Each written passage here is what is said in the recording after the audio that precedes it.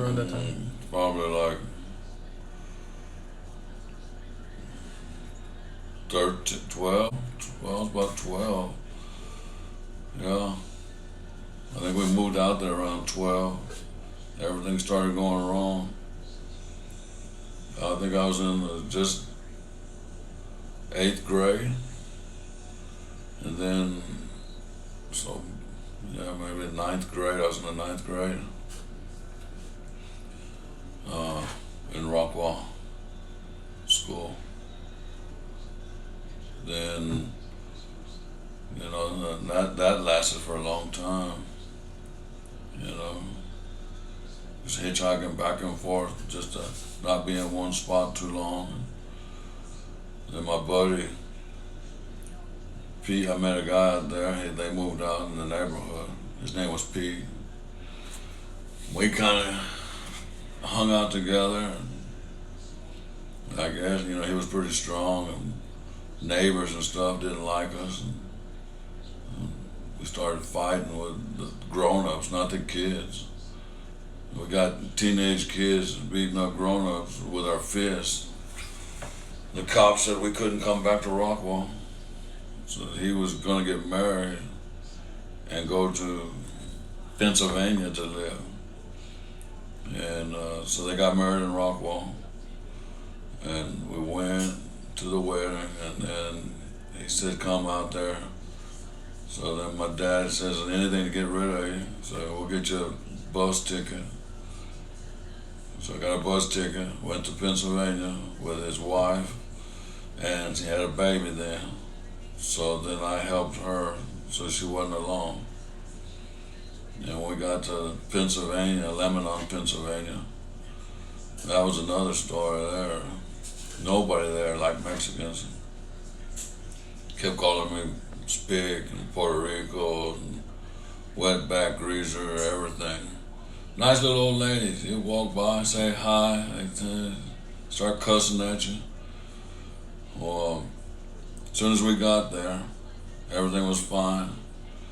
I had money from my income tax, so like 2,000 or maybe 1,000, and so then I bought food and stuff, and we thought we was going to get an apartment and make it.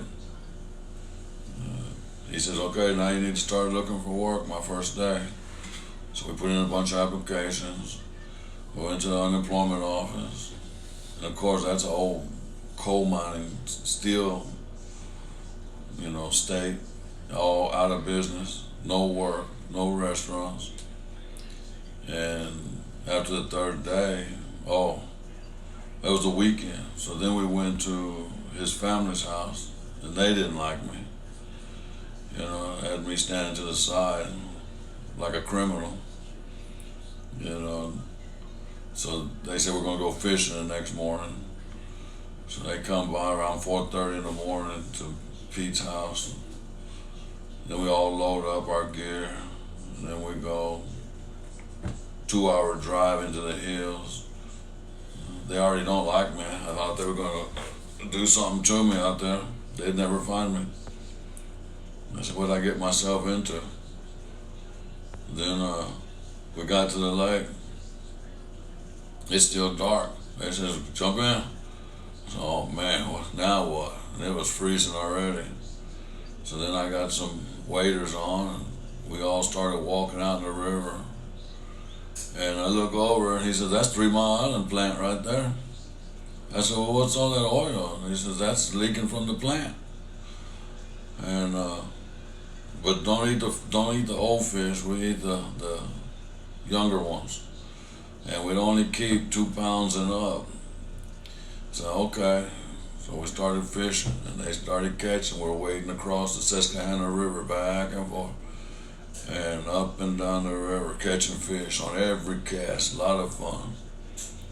And but then every time I caught one, didn't matter what size, and he says, nope, throw it back. This is my river. I'd catch a 3 or 4 pounder, throw it back. It's my river. I catch a 2 pounder, nope, my river. And so after 6 hours of fishing and not being able to keep nothing. And I said, well, this ain't no fun for me. And I act like I was going up in the woods to go to the restroom. I just sat up there for another hour, climbed to the top of a mountain and sat, and I could see them down there. They went to the car, and they was eating lunch and stuff. And it was already getting evening time. I came back down, before they could leave me. And we jumped in the car. They found a little roadside deli or something. They started getting drunk, drinking Pabst Blue Ribbon. And I said, "Oh man, this is gonna suck." And you could just tell the vibes. Everybody around there, they just didn't like you because outsider and Mexican. And I said, "Okay, this ain't gonna end good." Well, besides all the jokes and the racist jokes and stuff, we loaded up, made it back next morning, Sunday. He goes, "Okay, I'm gonna go to work Monday." He goes to work Monday, comes back in the evening, and then says, "Okay, you can't stay here no more. You gotta go back to Dallas." And wow. I said, "I don't have no money, I don't have no nothing. I done bought stuff for y'all here at the house and your apartment and food, thinking I was gonna stay until I found something."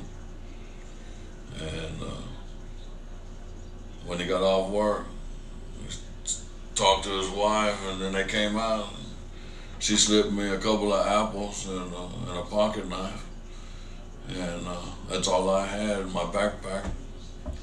So then I jumped in the car, went to his buddy's house. They started drinking, talking a bunch of shit to me. They said I went to the restroom and stole something. So then they just dumped my whole bag out, my duffel bag. And there was nothing in it. They just laughing and making fun. So I stuff it all back, and then they take me to some freeway, and right on the bridge. And it was almost dark. It was like maybe 6 in the evening. And he says, "You follow that one all the way back to Dallas." Well, then I jumped into the first 18-wheeler after an hour and a half walk. 18-wheeler took me on the wrong freeway. It split, so he took me to the left. I think I was in North Virginia. He said, "You need to go back to take the south side, go to South Virginia." Well, when he dropped me off, it was starting to sleet, and it was already dark. And it was on a curve. There was a drop off on one side, mountains on the other side. So then I just, instead of walking, because I know how people were around there, they were already, from that hour walk, that they were already hollering at me, cussing at me, throwing stuff out the window.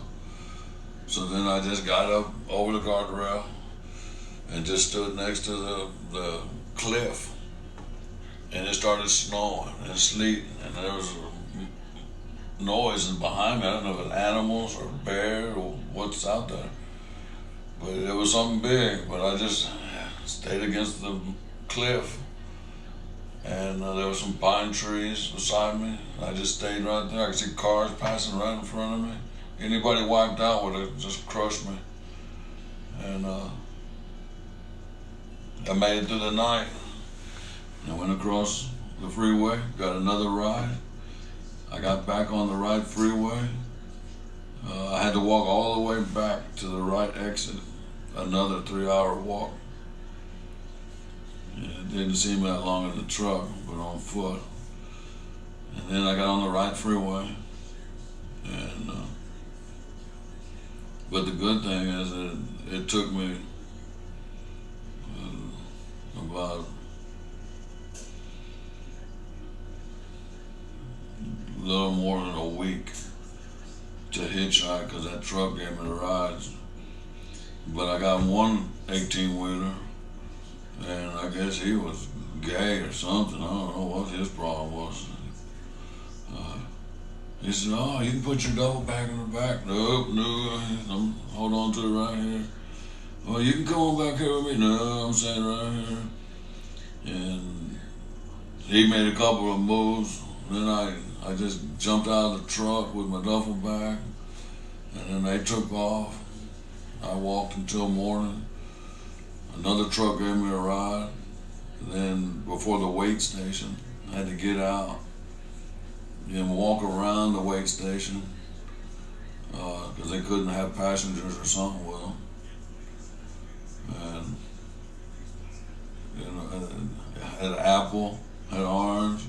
But this time it was already 3 days or 4 days. Hitchhiking? Hitchhiking all the way. I had a sign that said Dallas, and people would throw lug nuts and firecrackers at me and holler out the window. And then I got a marker and turned my thing over and put California. And then that's how I got rides with 18-wheelers. And then I think I was close to Alabama or something. They kept putting me on the wrong freeways. But somebody gave me a ride right through that town. And I got back into Dallas. Maybe it was at night. It took me about 11 days on the road with a bunch of weirdos. People wanted to kill me, people wanted to gay people that just didn't want to help. They put me on the wrong freeway, but I made it. And lucky enough, I got off at 6:35 in Skillman, and so then I got off there and hitchhiked into town to my grandma's house, and that was a pretty wild trip right there, hitchhiking. And that was right during the Vietnam War and all that, and hippies this, hippies that, and they didn't like blacks or Mexicans and anybody of color, but I made it. Oh yeah, I stayed in contact with him, and then I heard he died of cancer in around 2010 or so, maybe 2008. Said he got cancer. So maybe it was a blessing I didn't eat none of that fish out of that 3 Mile Island River, at Susquehanna River. Yeah. So he died of I think he cancer. died of cancer from Due to the radiation. Due to radiation, yeah. That's crazy. Yeah. And so now I'm grateful I didn't eat none of that fish. That was terrible. But that's just one of many kind of scary trips on the freeway back then. You get picked up, and you never know who's going to pick you up or where they're going to drop you off at. And one time I went to Florida with a girlfriend, and the car broke down. And then we hitchhiked all the way to Pensacola. And she was a cute little thing. Everybody was honking at her, and that was kind of scary because I figured they'd kill me and rape her back then. And so then we just turned around and was coming back to Dallas. And some hippies picked us up in the van, and they kept talking, about dumping me out and giving her a ride. And What would they say? they would tell me, we give her a ride, but we'll let you out here. I just had to tell her that she's with me, and wherever I go, she's going. And I had to act meaner than I was, because I was only, maybe back then, by that time I was like 17. And then they ended up taking us almost to Galveston, you know. And then we got out at night, and some more hippies picked us up in a van. They had all kinds of cushions and all kinds of stuff in there, and, you know, just like regular hippies. They were smoking weed and everything. They tried to get us to take some kind of drink, and I told the girl, no, that's, you know, but she took a drink and I took a drink, and then I started feeling weird. I said, no, we're getting out right here, and I had my hand on the handle. And when I started opening the door, they just pulled over and said, well, get out. And all you could see was pine trees. It was a dark freeway, pine trees on both sides, 2-lane freeway. And we just got out right there. And but there was something in the drink. Things were blurry. We couldn't walk. So we just went up into the trees and hid out until morning, and until it wore off. Ended up hitchhiking back to Dallas. So it's hard hitchhiking with a female because there's so many crazies out there anyway. But then they want the girl. Yeah, I figured it'd be easier to catch a ride with the female. Yeah. Well, we might get a ride, but then they want to do something to her and throw me in a ditch somewhere. So that was the end of those kind of trips. But I don't know. Let's think about it, and I'll tell you about another trip on the next time. I'm gonna go ahead and go get something to eat. All right.